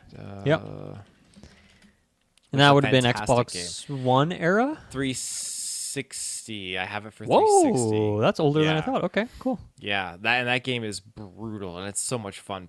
I should play that game again. It's so hilarious playing out the different storylines. Nice. But yeah, I don't think other than that, what other games? I guess there's Jurassic World Evolution that I got on the Xbox One. Played a good hefty amount of that. And then, well, okay, now I'm just thinking about this because we were just about to get into Xbox Series X, but I guess you would have had a Switch first, right? Because that came out Uh, 2018, or no, 2017 even. Yes. Versus the 2020 of the That's Xbox. that's right. I didn't get the Switch right away. I remember people saying like, "Oh, it's hard to get." Yeah, yeah, yeah. But I went into with my Wii U to trade in. It's like, "Yeah, we got Switches." Like, oh, "Okay, cool. Well, I'm Yeah. gonna get the Switch." But I got that first because yes, I still had my 1S at the time. And then I remember going to EB Games, and because I remember sitting at work in the office, I had my phone opened up in the queue, and I had my computer, my work computer, open up in the queue, trying to get in line to get an Xbox Series X. Was not happening, so I just walked into EB Games like, "Hey, do you got any?" And they're like, "Yeah, we got some you can order." I was like, "Oh, perfect." So I ended up getting one of those Cool. in person. Nice. So what is the? Yeah, I guess what are the iconic Switch games for you then? What was the time-consuming ones? Pokken Tournament for sure. Right. Mario Maker, Mario Kart. Um, yeah, but probably mostly just Pokken Tournament. I think that one was just the bee's knees. I love that game so much. Mm-hmm. Cool. Okay, does that take us into the Series X then? Yeah, I'd say we're at the Series X now, which I mean, my library is kind of calmed down at this point because most of the games that I have are all for Xbox One. And so with the Series X, it's just newer Call of Duty iterations. Still Yep. every Call of Duty that's come out at this point, except Ghosts. What else was there? Yeah, Star Wars games. Usually, always getting Star Wars games. I haven't beaten Outlaws, but it's still any Star Wars game. I'm gonna try it. I want to play it and experience it. What else was there? Do you feel like because Series X 5 years ago now, for you is there a differentiation in like eras within that, or is that just kind of been the Series X has been kind of one era because obviously you just got a Switch 2, but I feel like you really have only played like Mario Kart World on there, so I feel like that is still yet to be written in terms of what that means for you in the long term, or do you have like differentiations of like your Series X era, the early era? Now we're 5 years deep, maybe a couple years away from the next one. Because I feel like right now, to me, between Helldivers, between Call of Duty, Warzone, whether it's us even doing like Outlast Trials or Texas Chainsaw, like I feel like to me it seems like most of your game time these days is like it's like a social thing for you. It's like social multiplayer, like that's kind of where your focus is, and then you're kind of hitting up some of the nostalgia hits, like you've kind of talked about there. That's how I think of you currently, and has that kind of been the case for all of the Series X era? Would you say? Earlier on yeah, for the Xbox One S era, it was definitely a lot more single player stuff and whatnot. But now with the Series X, I think you're right. It's a lot more of a social kind of setting. I'd say that I like to engage with. I would love to have the ability and the time to go through and do like single player games, but usually for the most part, when I put a single player game in, I will pass out. I'm just so tired. And it's just, Yeah. it sucks because I'd love to be able to just explore those stories and play more of those games, but I just can't. But when I play social games, usually like I'm engaging, I'm talking, it Hmm. keeps me awake, and I have a lot of fun playing with you guys. That's just one of the highlights because um, at any point in time, like I said, I can go and I could put on a single player game. I could be 80 years old and I could play a single player game. It's true. But to play with my friends, it's just like I'm back in high school, reliving some of the best gaming days of my life. And so Yeah. to be able to play with you guys, it's fantastic. Call of Duty was one I never thought I would get to experience that again. And for years, not just a small little like vacation time, like it was years we've just been going hard on Hmm. multiple Call of Duties and Warzone, and that has just been a dream come true. And yeah, all the other games that you said that we've done very social, like Texas Chainsaw Massacre, Rocket League, all these different things, and again now Helldivers, it's just been absolutely fantastic. So I'm very much into the social online multiplayer games. Friday the 13th, I'm gonna shout that out too because that was a real big one too, and Travis Good game. got into that first, and I followed suit with him onto that, and yeah, it's just such a legendary game. And so that's one I'm looking forward to, the new Michael Myers Halloween one, also by Alphonic. So I'm hoping that they Right. do something good with that. Yeah. Yeah. I mean, that takes us to today, doesn't it? Yeah, so We're caught Switch up. 2, Fire Emblem, Mario Kart World, that's about it. Yeah, I guess because the direct that happened last week, you weren't on the Sidequest episode talking about it. But yeah, anything in there that got you super jazzed? Anything that you're like, oh, I'm picking that up day one? No, I mean, Oh, they ended that's too on a bad. new Fire Emblem title, Yeah. correct? Yeah, are so you that's interested in that? It's interesting, but I don't think I'm gonna be off to the races and getting it right away. I caught that there was more Resident Evil, which is pretty cool. Yeah. But I'm not gonna necessarily hop on that either. My main disappointment is that there's no new main Mario game, which I would have liked. I would love Yeah. to. Again, I want some like Mario Tennis Fever is cool, but I don't. It's not one I'm gonna get right away. So Hmm. I don't know. I would like something with a little bit more, I don't know, zest. I don't need a new Smash Bros. I'm happy with the Smash Bros. That we got. That's Yeah. still good. And Mario Kart is great. But yeah, just give me I mean, you got Donkey Kong, so I'm just being greedy, really. I'd like a new Luigi's Mansion. I'd like a new Mario. Those are the kind of things that speak to me. Or a new main Pokemon game, and not one that's like Yeah. Ditto Adventures or whatever that was called. So Would Mario Maker fill that void for you? yes. Would you be thrilled with that? I'd be very thrilled with Okay. that. Mario Maker would definitely be one that I would get behind. Yeah. I would say that it's bound to happen, but considering it's Mario's 40th anniversary and they didn't announce it, makes me think that they weren't cooking that up. But I don't know. The 40th Mario stuff was a little disappointing in general, but that's, I don't know. The pot has Tricky. overboiled and water is spilling everywhere and smoke is steaming. That's how I felt. Jesus, wow, what a visceral description. Like, sorry, they did a good job at getting up some excitement about, oh, Mario this, Mario that, but like getting that Yoshi game, not for me. But Yeah. to each his own. I'm sure someone's gonna be happy with that. And what was the other stuff that they showed? What was the other? Well, the Mario? biggest thing that they said, the biggest way to celebrate this is the Mario movie. So if you're a gamer, get in line. You're going to be Can waiting I for play something. that on my Switch too? No, I don't think so because you Yeah. can't put a disc in that bad boy. They don't have YouTube or Netflix on there like they used to once upon a time, right? Or maybe they have YouTube. I don't even think they have YouTube anymore. They had the Netflix app on the Wii. That's right. They didn't do that on the Wii U. Did They had it on the Wii. The Wii U. I remember that's how I watched Netflix. I think back in the day originally for a minute there. And yeah, the Switch never got a Netflix. I think it had a YouTube app. I think I might even be wrong about that. I might be thinking about the 3DS. I don't even know if I'm right with that, but yeah. And then weird yeah, that we don't forget that did there's the racing bib for the Tokyo Marathon or whatever. So that's a big thing. If you're gonna go to the Mario Museum in Japan, Oh, the there's tickets. a special ticket. Of course. So come on, Taylor. These things don't get you excited. God Mario damn. Galaxy. Mario Galaxy. I guess that's what they wanted you to do. Get the Mario remakes, Galaxy, or yeah. not even remakes, but re-releases of Galaxy 1 and 2. So I have to commit and indulge a little bit more into the first Galaxy. I guess you have But that hey, right through the All Stars. I do have it. collection. I do Yeah. have it. So if that, if I beat a good that game. and it satisfies my itch, then maybe I will drop some coin and get Mario Galaxy 2, but we'll see. Yeah. Uh, well, obviously, as we've discussed in this conversation, there's many games that we kind of went back to. Oh, forgot about this. Oh, forgot about that. We went back and had little tangents. Anything else off the top of your head right now that you're like, oh, we forgot to mention this. There's this era, this genre. Anything we haven't talked about yet? Obviously, this, in theory, could be a multiple hour long conversation, but any big points that we haven't struck yet? Let me look around my room. I can't think of a console. That I think you would have forgotten. I think we've been pretty thorough at this point. I did get an original Xbox after 360 period like time. This might have been this was during 360. This was much later.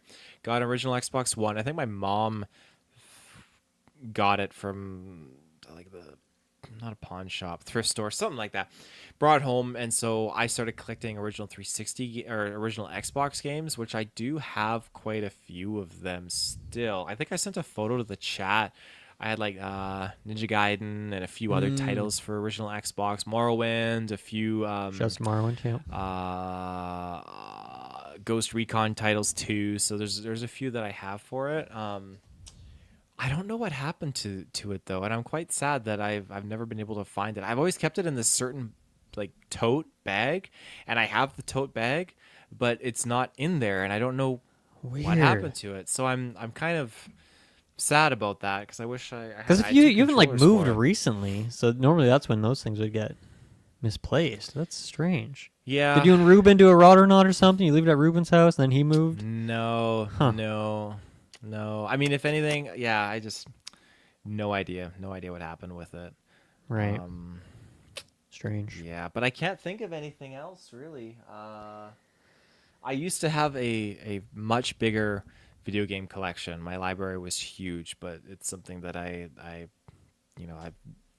simmered down, got rid of a lot of the games, sold a lot of the games, and back in 2010 when I worked at the movie theater, for some reason I just kept receipts. So I'd be going like every paycheck, back then I was making $7.50 an hour. It was low, brutal. But every paycheck was good. It was like $350. Oh my god! So I was going to EB Games and I was buying video games. Yeah. I was doing the wrong shit. Kids, if you're listening, don't do that. Don't do what Uncle Taylor did. Just put your money into RSPs, save that shit, go to school. So I kept all the receipts, and I remember after 1 year, my mom was like, "Yeah, clean your room." And so she was helping me clean up my room, and I was going through, and I had this big stack wad of receipts. And I want to say it was like up to like $3,000 of just like video games. Wow. I really don't think I want to know how much money I've spent on video games over the years. It's probably effed. Yeah. You think that you're gonna make a difference and you're gonna stop, but you don't. You buy Helldivers too. You buy the like War I said, this weekend I went to the the used game store and bought like 5 Tony Hawk games that I don't need. So that's definitely relatable. Thankfully, I did have credit at that store at least, so I didn't technically spend money, if you want to use that kind of math. But anyway, that's how it works. Taylor, this was great. I feel like we really found some good hidden secret pockets, things that have never come up before. I learned a lot about you. I'm sure the fans did too. And I think you learned a little bit about yourself, remembering some things you thought you forgot, Neville Longbottom, can't remember what I haven't forgotten, or whatever that line he says in the movie is. So this was really great. Thank you so much for joining me. As I said, I definitely want to do this with Kirkland and Travis at some point too. I think it'd be fun to go through and hear their history as well. But I hope everyone enjoyed something a little different here on Sidequest. Let me know if you want to get more of these. And yeah, thank you everyone for listening. We will be back again next week. Have a good one. Bye-bye.